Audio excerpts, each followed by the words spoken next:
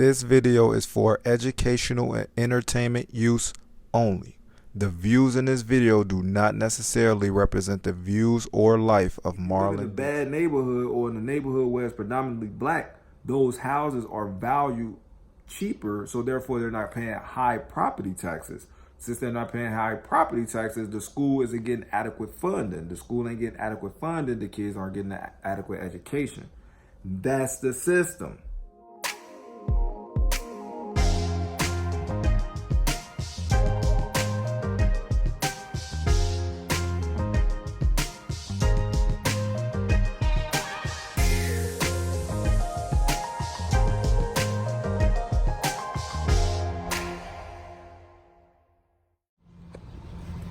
Good morning. There's gonna be a lot of noise in the background, but just listen. So the first thing I want to say is happy birthday to my little brother Lil Nate. Today is his birthday. We both Cancer. Birthdays 3 days apart. And like I said, I enjoyed my birthday this weekend. Had a little casino and all that stuff. Had some drama going on, but that's always. But other than that, I enjoyed my birthday. I ain't do no homework, so now I'm getting ready to walk to class right now with no homework done. So I'm gonna have like 5-10 minutes to try to hurry read a little few things to try to be able to say something in class. Other than that, I ain't gonna have nothing to say to class because I didn't read the homework. But I did the reflection and everything, so I ain't gonna keep this video too long. That's all I wanted to say. Let y'all know that I enjoyed myself on my birthday and everything. But let me go ahead and get back to school. I gotta wait to get in the house to tell y'all about the cases read in class today because I ain't got enough room on my phone to kind of go in on the cases. But I'm gonna tell y'all like this before I start the cases.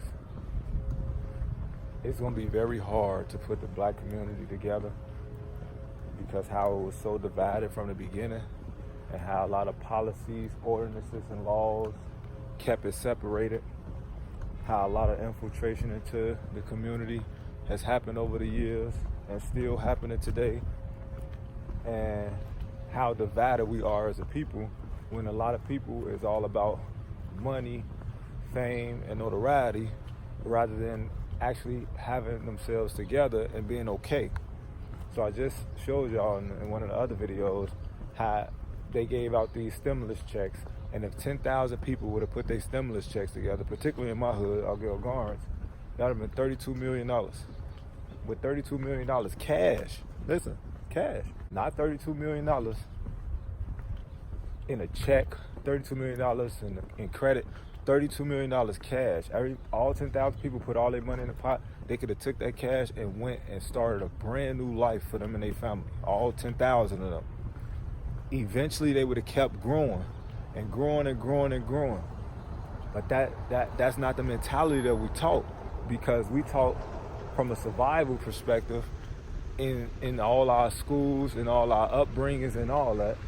So we're being taught like that. Like we taught in these old books that we get, and this old information that we learn, in this old way of thinking, and this downward way of thinking. What we in school with teachers that tell us we ain't gonna be nothing when we grow up, putting us down and telling us, oh, you ain't gonna do nothing but do this, you gonna end up in jail, this how like all this negativity is placed in our head, so we can't even really think straight. Plus the stress from our parents that's in the house, that's the stress that they going on, that the kids is taking upon that stress, and then they going against each other, they arguing with each other, like all of that affects us to where they gave all this money out, and 10,000 people could have put all that money together, and it would have been $32 million. And in actuality, it didn't have to even be 10,000 people.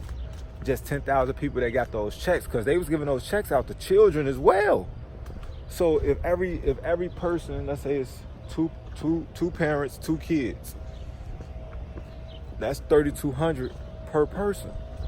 That's already 4 people right there. So it doesn't have to be 10,000 adults. It's just 10,000 people that got those checks, put it all together. That's not what happened. Now the war is getting ready to start again. So the reason why I say the war is getting ready to start again is because the checks dried up, the money dried up, the PPP loans dried up. the unemployment dried up. So everybody had fun dressing up, taking trips, going out to eat. Everybody had fun doing that. Now the suffering comes again. But now this time the suffering comes even harder because inflation is here now. So now everything is higher. Nobody thought about that. Why? Because they never teach us to think ahead. They never teach us to think in a collective. They always teach us to think now and individual. So only worry about yourself. Don't worry about nobody else. Worry about what's in your pockets. Don't put no money in anybody else's pockets. Worry about yours. Like they teach us that when in reality they practice collectivism. They do group economics. They plan ahead for their futures. But they teach us not to do that.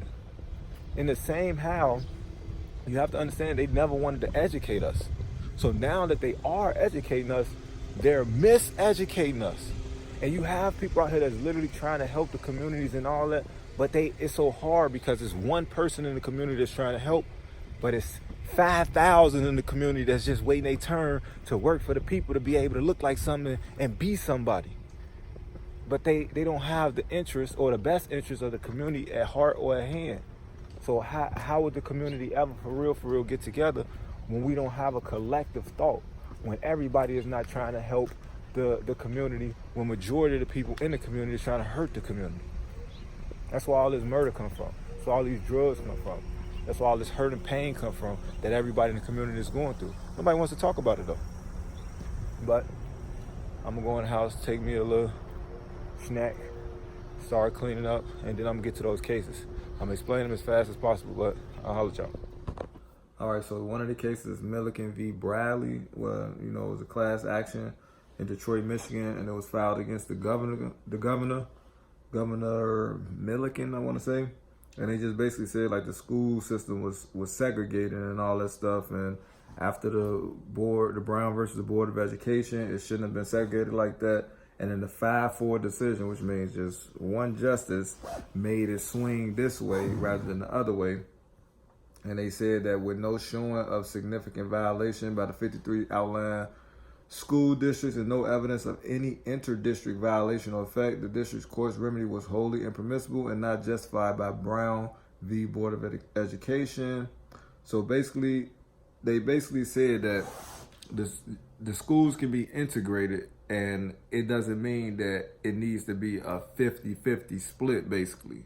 So that's what they basically came up with, and there's nothing that was said or no policy that was made to make the schools as such. So now, listen to this. There was no policy made that made the schools segregated. There was no laws passed that made the schools segregated, right? That's true. But if you go back 50, 60 years, like I said, the restrictive covenants, all the ordinances, all the zoning, all the redlining, all the blockbusting, all that stuff, including the white flight, all of that made the schools segregated the way that they are, because the whites understood, and still to this day understand, that, hey, if a black move into your community, then the price of the properties is going to go down. So that's give them the incentive to, hey, blacks starting to move over here, time for us to go, because they gonna make us lose money. Because that's how the system is literally set up. Once the blacks start to move in, it brings down the property value. So if you want to keep money in your family, and your house may be your nest egg to fund college or whatever it's funding, when a black come, do I want to stay in this neighborhood and potentially lose $50,000 to $150,000 worth of equity out of my house, or should I just sell my house with the equity and then just move somewhere else? If you think about it, that's going to be the best decision for them. But what I'm saying is, the way the system is set up that no matter where blacks move, people are going to move away. So they never really grow equity in their house because people move away. So now the schools were still segregated, and they still segregated these days, because if you live in this district, then you go to this school. But if you live in this district and this district property taxes pays for this school, if you live in a bad neighborhood or in a neighborhood where it's predominantly black, those houses are valued cheaper, so therefore they're not paying high property taxes. Since they're not paying high property taxes, the school isn't getting adequate funding. The school ain't getting adequate funding. The kids aren't getting adequate education. That's the system. But in the white neighborhoods, there are either private schools or charter schools, because the public schools, in order for you to get into those public schools, you have to live in the area. But you don't live in this $250,000 house, so you can't live in the area. And if you chose being black and you chose to move in that area or tried to move in that area, what happens if everybody just starts to move out of the area? So the cycle just been going all these years. So we're not understanding how to play the game. We need to build equity in our own houses, and we need to clean up our own communities and then grow the value of our communities that way. If we keep on trying to move wherever the whites are, and then they're moving, once we move there, they move away. That's what it's called, white flight. All we doing is chasing them. When you really think about it, we're trying to move in a neighborhood where we're not wanted. Would you go to a place where you're not wanted? That's the same thing like with the schools. You know, the blacks are trying to go into these other schools like where the whites are, because they're trying to get a better education, because, hey, y'all got the good books, because y'all property taxes are allowing y'all to afford the good books and the good education. Our property taxes is not allowing us to do that. So if you understand the system, like I said, like I could break the system down so many different ways, it's all gonna keep screwing you in a different way, and there's layers to it. So you're gonna get screwed from here to here to here to here to here. And I explained it to one of my girlfriends, like, I don't understand, like, why black women look down upon black men if they understand the system. So we grew up in these poverty-stricken neighborhoods. Now we got to survive it with the police chasing us, bothering us. We got violence, crime, drunkards, crack, drugs, prostitute, all this stuff in our environment that we have to jump over all these obstacles to try to survive. We go to school, we get an inadequate education. Then if we get to school and we get through school, if we don't die in the streets or the drugs or somebody randomly kill us or anything like that, we can make it to high school. Then you got to go through all that even more. You may make it through high school. Now you're starting to have sex. Girls starting to do all this. You might end up having a baby. You might end up like all this crazy stuff. Now when you go to college, what happens? Now you already had this inadequate education all these years. You get to college, you're not prepared for it like everybody else prepared for it, because they've been in these private schools or these charter schools, and they've been learning the correct education their whole life, whereas you've been miseducated. So now you go through college, even though a lot of teachers or some of the teachers, some of the professors might not grade your paper how you think you should be adequately graded, because they looking at your verbiage or your wording and they like, he or she doesn't understand what she or he is saying. So we can't give them the good grades because they don't know how to use these words in a proper context. They wasn't taught that growing up. Everybody else was. So now you already at a disadvantage. What if the school is biased or prejudiced against your skin color? So now you at another disadvantage. Then let's just say you so happen to make it through all of that. Then you get into the job arena. Now, if you understand the research they've been doing, if your name sound black, they throwing your resume in the garbage. So now it's going to be harder for you to land a job. Now, if you go through that level and you finally land a job, guess what happened? You still got all this student loan debt, and then you're working at a job where they're not going to give you the top pay for who you are and what you know. They're going to give you the adequate pay that they feel they should pay you. Then you got to go through everything at the job as people trying to get you fired or want to get you fired, and then people giving you all the hard work, giving you extra work, giving you work that's not even in your job description, and they want you to do it, while everybody else or your colleagues that doesn't look like you, they able to just lollygag around and do the bare minimum but still keep a high paying job. But yet the black women look at you as nothing. And I'm not saying it's all black women, so it's not all of them, but a lot of black women would rather have a dude that shoot them up bang bang than a dude that's out here trying to grind a 9 to 5 or open up a business. But that's the mentality that the hood and poverty have given those women. So I don't blame them for that thinking, but it's crazy that once you get older, you're not understanding that. And older, I'm not talking about you 40. I'm talking about when you hit 16, 17, like somebody in your family, I'm pretty sure is 40, that's a woman, should be telling you like, no, you can't think like that. You can't think like this. You can't think like that. But a lot of these women growing up, they want the fun guys, the guys that's going to jail, that's selling this and selling, he doing all this. It seems fun. Then once she hit 30, 32, 34, 35, now she want that 9 to 5 dude that he's grinded his whole life, been put down his whole life, all this negative stuff that he had to jump through all these obstacles. Now he finally got himself in a stable place and he's got a nice good nest egg and all this. Now she wants him.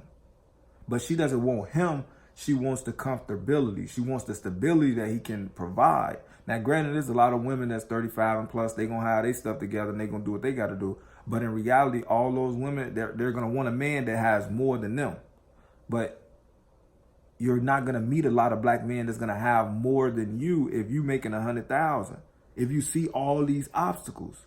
And then when he jumped through all these obstacles, think about how many women want him. So now he got all these options. Like now when he see all the options, he's going to pick the best option. But in order for him to pick the best option, he's going to have to try a few. Just how y'all women kiss a couple of these frogs to find a prince, he got to do whatever he got to do to find his princess or his queen or whatever you want to call it. So it's like, it's literally set up for us to go against each other. Like it's set up like that. Like we're not learning the entire system. So since we're not learning the entire system and we living in it without knowing the rules, the regulations, we don't nobody like history. Everybody, oh, it's boring. Oh, that's in the past. Why we need to worry about that? That's how you got here today. This is why the game is set up the way the game is today. If you look at the game and how it used to be played, you will see how they still playing the same game in a different way. So you got to understand how to maneuver through it. So it's like you have women out here literally like setting up black men just so they can have like child support to take care of them. Like they really don't want him. They just want his funding and they don't want to work. It's not all of them, but it's a lot of them. So now you have to understand like how that is. But it's all these rules and regulations and these court rulers and cases that set us up to live in this type of environment. We have to wake up to that and understand that we need to do what we need to do to get ourselves out of that. So this is what I recommend. I recommend you literally trying to get one person and stick with that person and try to see if y'all can build something. Granted, I know people out here ain't right, they ain't doing right, whatever, but if you can find somebody that's definitely got a drive to them and they definitely motivated and they really, really, really want to do something with themselves, you stick with them. If you're not going to stick with that person, really imagine this, reverse it. You don't want him right now when he don't have anything. Why should he want you when he has everything? Reverse it. If he didn't want you when you didn't have nothing, would you want him when you do have something? So you have to just put yourself in the other person's shoes. So it's like black women got to understand it's more black women on the planet than it is black men. So for every one of us, it's 2, maybe 3 of y'all. But one of y'all might be messing with 2, 3 of us. So all this is getting taken into consideration, like, because everybody want to live the best life they can live, but all this scheming, conniving, deceiving, and lying, and all this stuff, this is why the community is in such an uproar and flux, and it's staying like that. Because I told y'all, shout out all Gale Kingpins, check that channel out. It's by law legal for the police to literally put informants in these type of communities. What type of community they gonna put them in? The high crime area. Which areas is the high crime area? The black communities. So who's gonna 9 times out of 10 be the informants out there in those communities? Because if they put 5 white people out there, everybody gonna look at them like, what they doing out here? They must be the police. But no, when they put somebody out there that look just like you ain't gonna think that they the police. But the whole time they're working for the police. The crack dealer, the smack dealer, the weed dealer, the pill dealer, all these people that's doing whatever they doing, they out here to watch y'all and to get y'all locked up, seeing who's doing what, and they're reporting. So rather than them use undercover cops and all that stuff, well, they use undercover cops as well too. But think about it. They using you, people that look just like you, to destroy your community. Look at Malcolm X, Fred Hampton, Marcus Garvey. Like, think of all the greats. They got infiltrated by somebody that looked like them. And the person that looked like them was working for the other side the whole time. Got close to them, got the information they needed to end up getting them killed or to get them removed or anything. Like that's why the community is how it is. And it's gonna stay like that, but it's gonna be to the detriment of the black people as a whole. Because look at it like this. If a lot of the girls are liking girls and a lot of the dudes are liking dudes, black people are not going to be having babies. Think about that. So I ain't gonna keep it no longer than that, but that's this case. Milliken versus Bradley, segregation, and it's still like that. So just look around you and try to see if you can change something. And everything's like Michael Jackson said, you start with the man in the mirror, and if you're a woman, you start with the woman in the mirror. Like, we literally have to start thinking through this stuff and think ahead. Instead of thinking for the right now survival, we need to think of the next few generations, how we want things set up for them to survive, how they can provide for their families. Like, because if we don't do that, I'm telling you, slavery gonna be right around the corner for quite a few of us. I'm already knowing. This video is for educational and entertainment use only. The views in this video do not necessarily represent the views or life of Marlon Dixon.